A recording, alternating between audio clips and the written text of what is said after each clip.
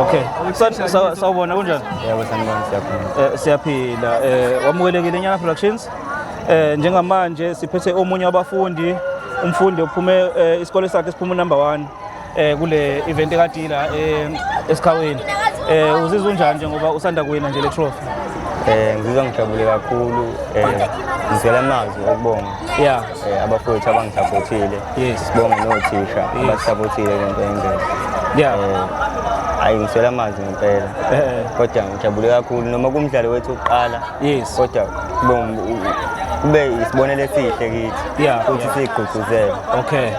Okay. So mhlambe nje kade nilungiselele ukuthi nize kule event, mhlambe support nitholile?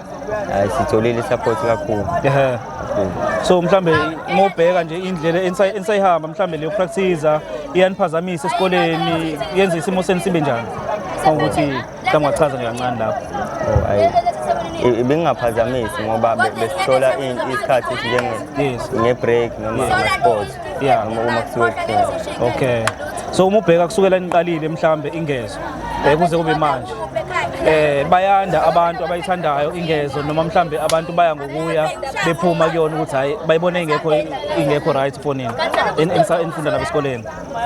Asifunda nabesikoleni saqala bengayithandisisi abanye kodwa ngenxa yokuyigqugquzela kwethu sathina sifikile lapho esifuna ukuya khona. So ngamanye amazwi baningi abafisayo kunijoyina? Sebebaningi kakhulu. Okay.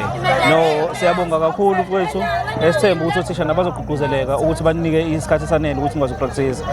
Kodwa ke into ebalekile njengoba eseshilo nje usho umkhulu wengezo. Kumele ukuthi niqhubeke nihlanzeke nihloniphe abantu besifazane indaba oyiphatha kabe esikoleni into angamukeli leyo. So sicela nje ukuthi nibambe lapho ukuze nikwazi ukuthi anisupport naye ngoba kusekukhulu okuzayo nikwazi ukuthi niye phambili. Nisibongele nabothisha abandedela abanika ithuba lokuthi nifike la nabazali abakwazi banisupport nikwazi ukufika endaweni efana nalezo ukuze nikwazi ukuthi niwine namatrophy. Siyabonga kakhulu.